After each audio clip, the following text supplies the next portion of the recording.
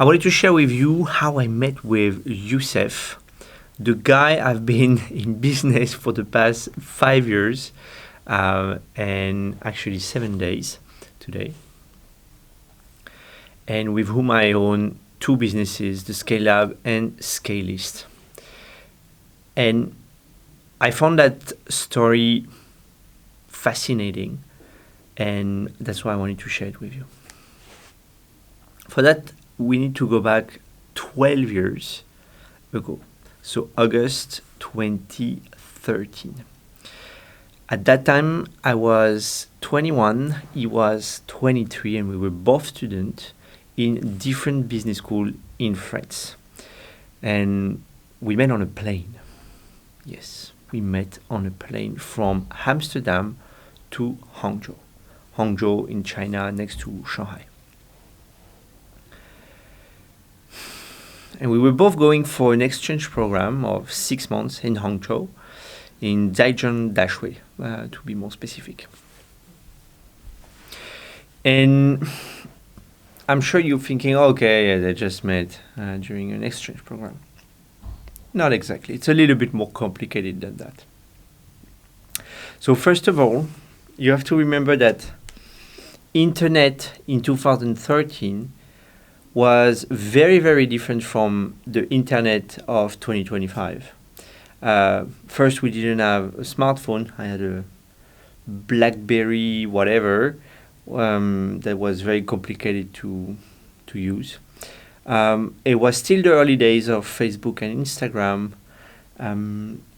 And yeah, the speed also of internet and the way we were communicating online were not the same at all. So we need to put things into their context. But let's go back to the trip. So I remember that like it was yesterday, and it was an early morning flight from Paris to Amsterdam, and then from a layover in Amsterdam, and then a very long flight from Amsterdam to Hangzhou. It was my first trip, my very first trip outside of Europe alone. And this was my first time in Asia. And also for the record, I've been living in Asia now for 9 years. But at 21, that was my first trip in Asia. So imagine 2013, 21 years old, you are in the airport in Amsterdam, you don't know anyone, you're going to leave your comfort from France for 6 months. At that time I was living, I was still living with my parents, yes. And yeah, I was a little bit lost and scared, to be frank. I was scared, like I was sad as well. I was like, I'm leaving my home country, and yeah, I was not. I remember the way I was feeling, and it was uncomfortable. So I was looking around to find any familiar faces or someone I can talk to and share, and yeah, basically I needed to talk, I think. And at that gate in Amsterdam, it was 95% Chinese people, and I saw that guy with a gray hoodie with ESC Rouen, ESC Rouen written on it, which was the name of the school. Now it's Neoma, but ESC Rouen was the previous name of Neoma. And that guy was Youssef. So I started to talk to him. We chit-chatted, and then of course we boarded. We were not seated together during that trip. And when we arrived in China, after the trip, when we landed, we did catch up for a bit to learn a little bit more about what he was up to in China. I remember we withdrew money, we exchanged email addresses, and then he took a cab, I took mine. And for 2 days, we did send a few emails, but we did not really plan to catch up again. And the funny story is, I came with a friend of mine from my business school, a guy named Briac. I came with that guy in China. And during that exchange program, we had a local student as a buddy. That's the way they name a local student in the same university than yours, who is kind of guiding you through your trip. Like, they were helping us with Chinese, the language. They were helping us as well with the classes. They were showing us around. They were teaching us lots of stuff about China and the culture, so it was super interesting. And we were doing more or less the same with about France and about the language and about the traditions and the culture. So it was very, very interesting. And that buddy also was, she wanted to show us the city and having some hanging out with us, basically. And I remember the first Friday night we were there, she said, "Hey guys, do you want to go for dinner in town? It's like 45 minutes from the campus, and then we can possibly grab a drink, and I can show you around." And we said, "Yes, no problem." So we did that dinner. We had that drink into a bar. It was a lot of foreigners, a lot of students like us at that time. And something happened 15 minutes after we arrived. And no, it's not Youssef who came in.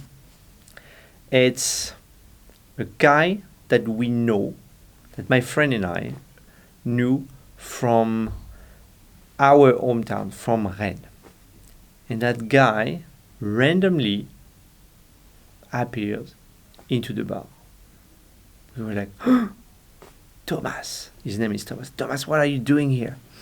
And I remember we were both like shocked to see each other here, but also very happy. So we asked him a lot of questions, etc. How long has been here? Why is he here, etc., etc. And at some point he mentioned his dorm mate, who was supposed to come in 10-15 minutes. And the dorm mate appears in the bar, and the dorm mate is Youssef. And at that time we were like, we've met before. And that night, I mean, of course, we were students, and we had a lot of fun, and it was the beginning of, I would say, an interesting story, an interesting trip that we had in China. But the reason why I think Youssef and I became friends and then became business partners is, I think we share very similar values, like ownership, integrity, work ethic, very similar ambition. And even at that time, I remember that we talked a lot about tech. It was insane. Like, our discussions, I can remember, like, we were going on walks as well, like small walks, to buy like fruits, because Youssef loves fruits. I do, but he particularly loves fruits. And we were going buying some fruits at the market, and we were talking about like Google, that was very trendy at that time. We were talking about Facebook. We were talking about some new startup that raised money that we've read about, like on the internet, on LinkedIn, on Twitter, etc., etc. And it was fantastic conversations. Like, I remember that I enjoyed this conversation. And since that day, I would say we became friends. And then after the exchange program, we stayed friends. At that time, Youssef was living in Dublin, working for Google. I was working in the banking industry in Paris. And after that, I would say the life brought us back to Asia, me in Singapore, Youssef in Hong Kong, and in May 2020 we ended up starting our first business together. And now we've been in business for the past 5 years, and of course we've faced a lot of challenges together, like lots of great stuff and lots of bad stuff, but we're still together. We are in it together, and it's beautiful to be able to do business with a friend, and yeah, make it happen.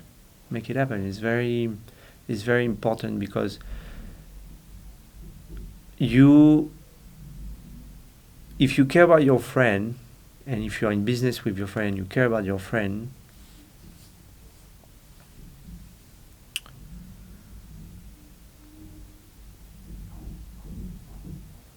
there are a lot of, I mean, you cannot be selfish.